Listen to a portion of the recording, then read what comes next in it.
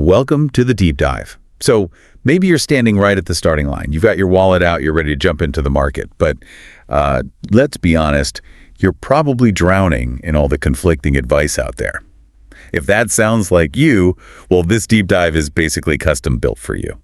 Yeah, we've tried to sort through the noise. We've taken all the, essential research for what the industry calls the FCO investor, the beginner, and we've condensed it right down. Our goal today, it's simple. We want to give you a shortcut. These are the 7 fundamental financial concepts you really, really need to get your head around before you make that very first investment. And look, we're not here today telling you how to pick the next, hot stock or anything like that. We're actually doing something, I think, much more critical. We're building the blueprint. Go ahead. These 7 concepts, they're not just like a random checklist. They actually form an interconnected system. And understanding the system, it transforms wealth building from this overwhelming, chaotic sort of guessing game. Which it definitely can feel like. Absolutely. Into a structured, achievable plan. It helps get the emotion out of it, which is where most investors tend to stumble. Right. And the data we looked at really backs this up. It's pretty compelling, actually. Our sources show this powerful promise. Investors who take the time to actually implement a comprehensive, disciplined financial plan, well, they accumulate roughly 3 times the wealth of those who just dive in without any structure. 3 times. That's huge. It really is. And that's the reward, right, for moving past trying to predict everything and just embracing a solid process.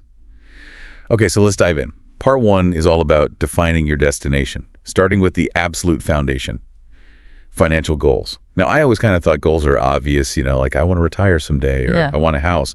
Pretty standard stuff. But the research you pulled up suggests that unless those goals are like really specific and actually written down, they're basically useless. They're essentially just wishes at that point, yeah. Think of financial goals as your investor's GPS map. Okay, I like that metaphor. If you don't plug in a specific destination, sure, you might go somewhere, but it's probably not going to be where you actually intended to end up. And we saw this really powerful finding, I think you mentioned it earlier, from a Harvard study. People who physically write down their financial goals, they're 42% more likely to achieve them compared to those who just kind of keep the idea floating around in their head. Wow. That simple act of writing it down, it provides the intentionality. It really turns a vague dream into a concrete objective. 42%? Yeah. That's massive. It's less about like magic writing and more about the psychological commitment it creates, isn't it? Exactly. It acts as a kind of emotional anchor. So when the market inevitably gets choppy, maybe the S&P drops 20%. Which happened. It happens. You don't just panic and sell everything, because you can look at that piece of paper, that goal you wrote down, and remind yourself, okay, my 15-year objective hasn't suddenly vanished just because the market's having a bad week. Right. Keeps you grounded. Okay, so that leads us perfectly into concept number 2 then, which is the tool you use to actually refine those goals, the SMART framework. What exactly does this framework demand from us? How does it work? Okay, so SMART is an acronym. It stands for specific, measurable, achievable, relevant, and time-bound. It's really what separates a fuzzy wish, like, oh, I want to save more money, from an actual executable plan you can follow. Can you give us a clear example, like the difference between vague and SMART? Sure. So a vague goal might be, I want to buy a house soon. We hear that all the time. Yeah, very common. A SMART goal, on the other hand, sounds like this. I will save $80,000 for a down payment. That's specific and measurable. By March 2028, that's time-bound. By automatically contributing $2,200 every month. That's achievable and, assuming home ownership is important to you, relevant. See the difference? That second statement tells your brain and your bank account exactly what needs to happen. Okay, yeah, that's much clearer. Yeah. And that T for time-bound seems absolutely crucial. It really converts that intention into a real commitment, doesn't it? But I have to push back a little here. Doesn't that sound incredibly rigid? Like a lot of planning, a lot of paperwork almost? Why can't I just, generally aim for success and adjust as I go? That's a really fair challenge, and it actually highlights an important nuance here. While the SMART structure is incredibly powerful for focus, you're right, too much rigidity can actually be dangerous, especially if the world fundamentally changes around your plan. Like how? Well, think about historical examples, like Blockbuster Video. They probably had very detailed, maybe even smart 5-year plans focused on physical stores. But they rigidly stuck to them and completely missed the massive structural shift towards streaming. Ouch. Yeah, good point. Nokia with smartphones is another one, maybe? Exactly. So your goals absolutely need to be time-bound and specific to drive action, but you also need to build in a mechanism, maybe an annual review, to reevaluate them, just to make sure the underlying assumptions haven't totally changed, Okay, that makes a lot of sense. Balance the structure with some flexibility. So maybe a quick action for you listening.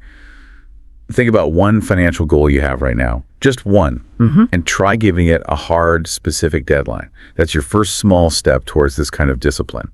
All right, so we've kind of mapped the destination with goals and SMART. Now, how do we protect the ship on its journey? That takes us straight into defense. Concept number 3 is the emergency fund. This is pretty straightforward, right? Just cash, pure cash reserves kept outside your investment accounts, specifically for those sudden, unexpected, unavoidable life crises. Yeah, you absolutely need this. Think of this cash pile as a firewall. A firewall, okay. Its only job, its sole purpose, is to protect your long-term wealth-building plans, your investments, from getting completely wrecked by short-term emergencies. Most experts recommend saving up about 3 to 6 months worth of essential living expenses. And the threat it protects against is very real. Without that firewall, just one nasty surprise expense, say a $3,000 car repair or an unexpected medical bill. Things that happen to everyone eventually. Exactly. It can force you onto high-interest credit cards, providing 18%, maybe 24% interest sometimes, that kind of debt. It actively destroys any progress you've made with savings and investments. It works completely against you. Okay, but let me play devil's advocate again, be the skeptical investor. If I have, say, $15,000 sitting in a savings account, even a high-yield one, isn't it just losing value? Like, with inflation at 2% or 3% a year, that money's actually losing purchasing power. Isn't holding cash just bad investing? Isn't that a huge opportunity cost? That is the classic counter-argument, and it's mathematically valid. Uninvested cash does lose purchasing power over time due to inflation, no question. However, you have to prioritize preservation over growth for this specific pot of money. Sure. The primary function of this emergency fund, remember, is to prevent the far greater financial damage that comes from being forced into high-interest debt, or worse, being forced to sell your long-term investments at exactly the wrong time, like during a market crash, just to cover that emergency. The potential cost of having to liquidate part of your portfolio when it's down 30% to fix your car, that almost always outweighs the, frankly, modest loss of purchasing power on your safe cash reserve over a year or two. Right, it's insurance, basically. It buys you peace of mind. And it buys you strategic patience with your actual investments. That peace of mind is incredibly valuable. Yeah, peace of mind is often the most underrated financial asset, I think. Which brings us nicely to concept number 4. And this one is crucial for figuring out your actual investment strategy. Understanding the difference between risk tolerance and risk capacity. A lot of people seem to use these terms interchangeably, but our research shows they are absolutely distinct concepts. They absolutely are, and confusing them can lead to big mistakes. So risk tolerance is purely subjective. It's your emotional comfort level, how you feel watching your portfolio bounce around day to day. Can you sleep at night if it drops 10%? Got it. Emotional. Subjective. Exactly. Risk capacity, on the other hand, is completely objective. It's your actual financial ability to absorb a loss without that loss seriously impacting your lifestyle or derailing your essential financial goals. And this difference often leads to a huge mismatch, right? Can you give us an example of where these two conflict? Sure. Imagine a young investor, maybe 25 years old, saving for retirement 40 years away. Objectively, they have very high risk capacity. They have decades to recover from any downturns. Makes sense. But maybe they're new to investing, and they emotionally panic the moment their portfolio drops just 10%. They have low tolerance, even with high capacity. Okay. Or flip it. Think about someone about to retire in 2 years. They think they're a brave investor. They say they can handle a 40% market drop, emotionally high tolerance. But financially, they absolutely cannot afford to lose more than, say, 10% because they need that money very soon to live on. They have very low capacity despite their supposed bravery. Right. That's a dangerous mismatch. So if your emotional comfort, your tolerance conflicts with your financial reality, your capacity, which one has to take priority when setting your strategy? Capacity, every single time. You simply cannot argue with your financial reality. Your feelings, while important to acknowledge, can't dictate a strategy that your finances can't actually support. What's interesting is that behavioral science actually shows that those self-reported risk tolerance questionnaires, the ones many advisors use, they have pretty low predictive validity. Yeah. What people say they can handle often doesn't correlate well with how they actually behave during a real market crisis. People tend to overestimate their bravery until the crash actually happens. Okay, that's a critical insight. That's why your objective financial capacity, which is heavily tied to your time horizon, how long until you need the money, must be the governing factor in your final investment strategy. If you need the money in 5 years, you should be invested conservatively, period, regardless of how fearless you might feel today. Got it. Capacity rules. So another quick check-in for you listening. What's your time horizon for your main goal? And then be honest with yourself. How would you really react to a 25% drop? Would you panic, or would you see it as a potential opportunity? Your answer, combined with your timeline, starts to define your risk profile. Okay, so we've set the destination, we've built the shields. Now let's talk about the engine, the long-term mechanics of actually building wealth. This brings us to concept number 5, time in the market. Not timing the market. Time in the market. This is probably the single most important principle for long-term success, and it comes with a huge warning sign.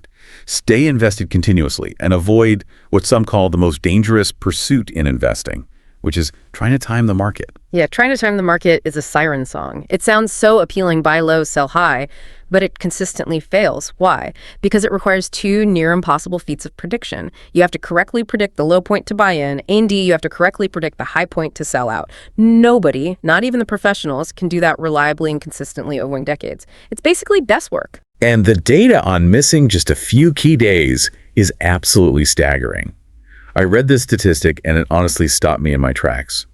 Missing just 10 of the best trading days over a 20-year period, it reduces your total returns by over 50%. 50%? Half your potential growth, just gone.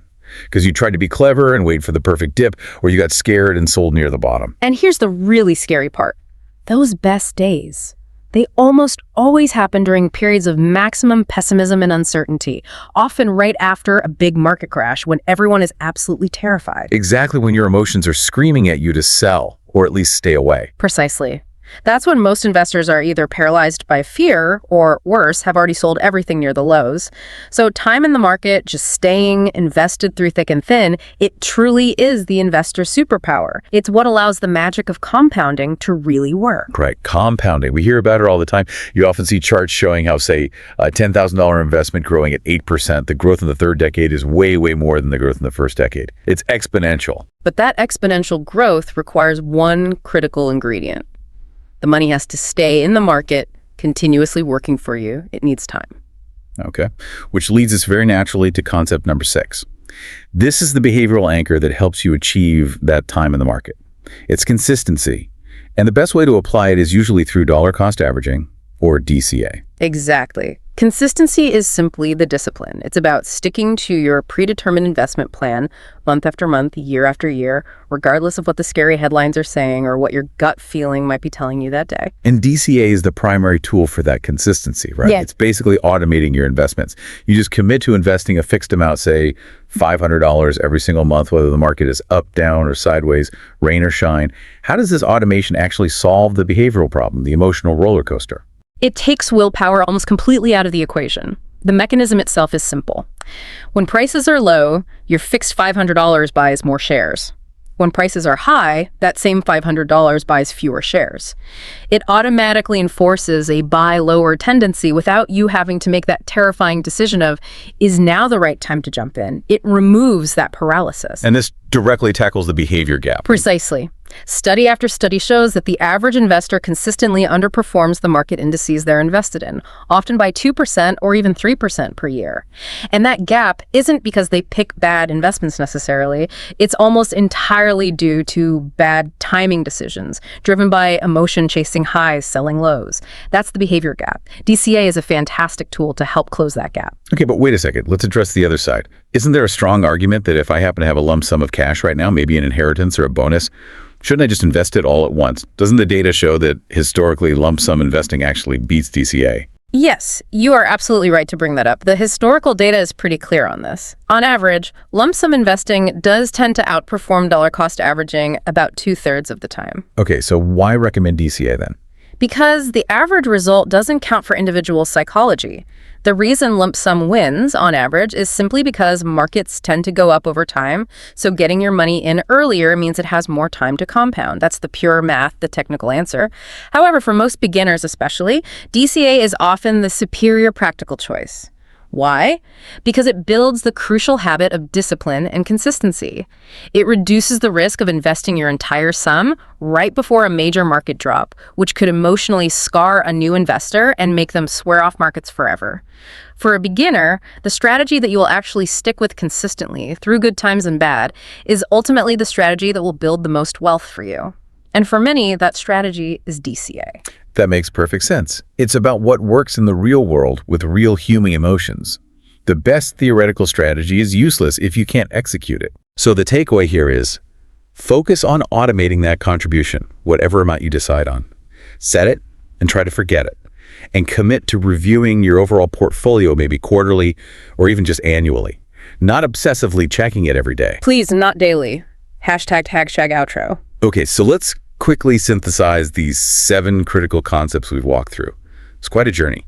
We started with financial goals and the SMART framework that's about defining what you're building and where you're trying to go. Clear direction. Your destination. Then we moved to building protection, the emergency fund, and understanding risk tolerance versus risk capacity. That's the essential shield, the defense for how you build your wealth safely. Protecting the journey itself.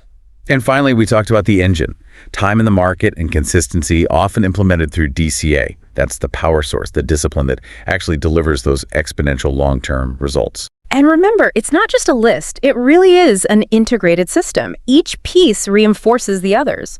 Your emergency fund allows you to stay invested. Time in the market. Your clear goals keep you disciplined. Consistency, when things get scary, it all works together. Your goal, as we've said, isn't to be some kind of heroic market predictor. Forget that. Your real goal is just to be a disciplined executor of a sensible plan. And let's circle back to that powerful promise we started with. The research shows disciplined investors, those with a plan they stick to, accumulate around 3 times the wealth of those who just wing it. That's the potential reward for this effort. It truly is. So we want to leave you with this provocative thought today, something to really mull over. The greatest wealth isn't usually built through brilliant, heroic market calls or some kind of exceptional financial genius. It's most often accumulated through something much less glamorous, but far more powerful. Extraordinary consistency applied over ordinary time periods. That discipline, that's your ultimate investment advantage. It's the one thing you completely control. So go build that plan. Use these concepts. Start today.